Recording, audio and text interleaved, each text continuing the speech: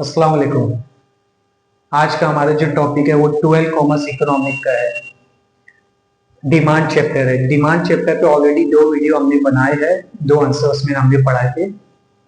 आज का जो आंसर है लॉ ऑफ डिमांड है। अब लॉ ऑफ डिमांड किसने बनाया है? अल्फ्रेड मार्शल ने 1890 में इन्होंने अपनी बुक के अंदर प्रिंसिपल ऑफ इकोनॉमिक में लॉ ऑफ डिमांड के बारे में लिखा था। तो statement of law of demand क्या बोलता है कि अदर थिंग बीइंग कांस्टेंट, कोई मतलब एक चीज पकड़ो और बाकी सब चीजों को कांस्टेंट रखो। Higher the price of commodity, मतलब कोई प्रोडक्ट ले लो, कोई एक सिंपल सा प्रोडक्ट ले लो। Higher the price of commodity मतलब कोई एक गुड्स का दाम अगर बढ़ता है, प्राइस बढ़ती है, तो लोअर द क्वांटिटी डिमांडेड, मतलब कंज्यूमर वो गुड्स की डिमांड क्या करेगा? कम खाएगा पिएगा, लेकिन क्वांटिटी डिमांड कम करेगा। एग्जांपल लेते हैं, जैसे मैंगो, गर्मी का टाइम है तो मैंगो की कीमत राइट नाउ बहुत ज्यादा है, तो higher the price of commodity, mango की प्राइस ज्यादा है, लोअर द क्वांटिटी डिमांडेड, तो पब्लिक अभी क्वांटिटी क्या करेगी? कम डिमांड खरीदेगी, लेकिन 2 किलो की जगह आधा किलो 1 किलो खरीदेगी, तो उसको बोलते हैं लॉ ऑफ डिमांड। तो इसके अंदर सबसे पहला पॉइंट जो है वो अजम्पशन का हम पढ़ेंगे। अजम्पशन मतलब सोचो कि भाई क्या कर सकते हैं हम, जो रियल लाइफ में बेस नहीं होता। Constant level of income, Alfred Marshall बोलते हैं कि अगर लॉ ऑफ डिमांड को ट्रू साबित करना है तो इनकम कांस्टेंट रहना चाहिए। अगर इनकम इंक्रीज होती है या डिक्रीज होती है तो डिमांड पे क्या होगा? इफेक्ट पड़ेगा। अगर लेवल ऑफ इनकम कांस्टेंट रहेगी तो डिमांड पे इफेक्ट नहीं पड़ेगा, डिमांड उतनी ही रहेगी। अगर मेरी इनकम बढ़ेगी तो जाहिर सी बात है मेरी डिमांड भी बढ़ेगी, मेरी इनकम कम होगी तो मेरी डिमांड भी कम होगी। तो इसलिए अल्फ्रेड मार्शल ने बोला अजम्पशन करो कि तुम्हारी लेवल ऑफ इनकम कांस्टेंट है। जब इनकम कांस्टेंट रहेगी, एक ही जैसी इनकम रहेगी, कल भी उतनी थी, आज भी है, आने वाले टाइम में भी इनकम तुम्हारी उतनी रहेगी, तो तुम डिमांड नहीं करोगे ज्यादा। No change in size of population, population में भी चेंजेस नहीं होना चाहिए। अगर पॉपुलेशन, लॉ ऑफ डिमांड को ट्रू साबित करना है तो पॉपुलेशन कांस्टेंट रखो। इफ पॉपुलेशन इंक्रीज, अगर पॉपुलेशन बढ़ती है तो डिमांड भी बढ़ जाएगी ऑटोमेटिकली। इफ पॉपुलेशन डिक्रीज तो डिमांड भी क्या हो जाएगी? कम। तो इसलिए असम्पशन में बोले कि साइज ऑफ पॉपुलेशन को क्या रखो? कांस्टेंट रखो, तभी डिमांड क्या रहेगा? ट्रू साबित होगा। Price of substitute goods remain constant. Substitute goods मैंने आपको बताया है पहले भी, जैसे हमने पढ़ा था टी और कॉफी।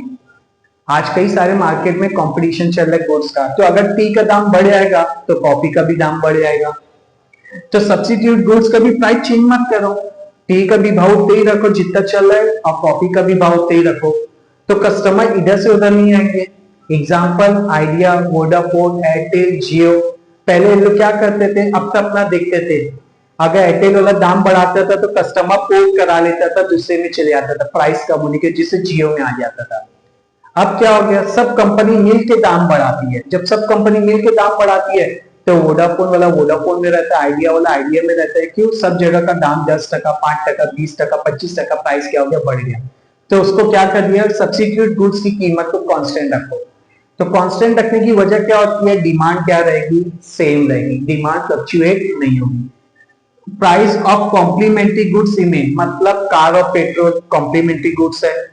कार लोगे तो पेट्रोल तो लेना ही पड़ेगा, डीजल लेना पड़ेगा, सीएनजी लेना पड़ेगा। अगर पेट्रोल का दाम दिन पर दिन बढ़ता जाएगा तो डिमांड किसकी कम होगी? कार की। इसलिए बोला कि कॉम्प्लीमेंट्री गुड्स की प्राइस को भी चेंज मत करो। अगर पेट्रोल, डीजल, सीएनजी महंगा हो जाएगा तो पब्लिक कार नहीं खरीदेगी, तो मार्केट किसकी खराब होगी? कार कंपनी की। तो इस वजह से बोला गया कि price of complementary goods remain को क्या रखो? कौन से, मतलब प्राइस चेंजेस मत, नहीं तो डिमांड साबित नहीं होगा, डिमांड ट्रू नहीं होगा, डिमांड फेल हो जाएगा। No expectation about future changing price, आज लोग क्या करते हैं? फ्यूचर का इंतजार करते हैं। एग्जाम्पल कि भाई फ्यूचर में कीमत कम होगी तो तब आप खरीदेंगे, तो राइट नाउ डिमांड क्या करेंगे हम? कम। अब हमको पता चल जाए, जैसे फॉर एग्जाम्पल मैं लेता हूँ गोल्ड, सोना। सोने का लोग क्या करते हैं? एक्सपेक्टेशन करते हैं कि फ्यूचर में अगर सोने का भाव बढ़ेगा तो प्रेजेंट में सोने की डिमांड बढ़ा देंगे कि अभी खरीद लो, फ्यूचर में बढ़ने वाला है भाव। अगर लोगों को समझ में आ जाए कि फ्यूचर में सोने का भाव कम होगा तो लोग प्रेजेंट में डिमांड कम करते हैं, फ्यूचर में डिमांड क्या करते हैं? इंक्रीज करते हैं। तो इसलिए फ्यूचर की एक्सपेक्टेशन मत करो कि फ्यूचर में प्राइस क्या होगा, चेंज होएगा कि नहीं होएगा।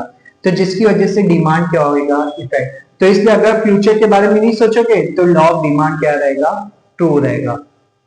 No change in taste, habit, preference, fashion, मतलब एक कंज्यूमर, एक ग्राहक, एक इंसान, उसका टेस्ट चेंज नहीं हो, उसकी हैबिट नहीं चेंज हो, उसका प्रेफरेंस नहीं चेंज हो, उसका जैसे जैसे इंसान ग्रो होता है, जैसे जैसे उसकी उम्र बढ़ती है, तो उसका टेस्ट, हैबिट, प्रेफरेंस, फैशन सब बदलता है।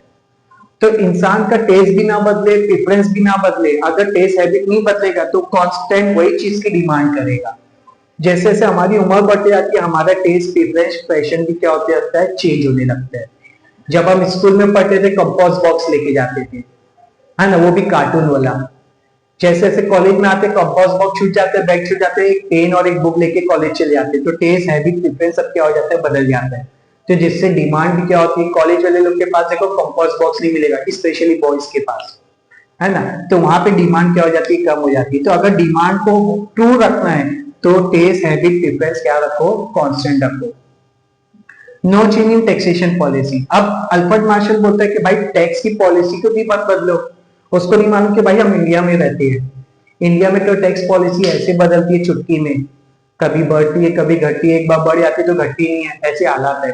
तो टैक्सेशन पॉलिसी क्या बताया भाई कि अगर टैक्स नहीं बढ़ेगा, कांस्टेंट रहेगा, तो प्रोडक्ट की प्राइस भी कांस्टेंट रहेगी। अब प्रोडक्ट की प्राइस कांस्टेंट रहेगी तो डिमांड भी क्या रहेगा, कांस्टेंट। हमारे इधर टैक्स रेट कम ज्यादा होने की वजह से डिमांड पे क्या होता है, इफेक्ट पड़ता है। तो इसलिए नो चेंज इन टैक्स है। तो अल्फ्रेड मार्शल का बोलने का मतलब यह है कि जितनी भी ये चीजें हम पढ़ रहे हैं सबको कांस्टेंट रखो। कांस्टेंट रखने से डिमांड कांस्टेंट रहेगी। अगर ये सब चीजें के अंदर प्राइस में, टैक्स में, टेस्ट में, प्रेफरेंस में चेंजेस होता है तो डिमांड पे क्या होगा, इफेक्ट पड़ेगा। तो ये था आज का हमारा आंसर। नेक्स्ट वीडियो के लिए हमारे चैनल को शेयर करें और सब्सक्राइब करें। तब तक के लिए बाय।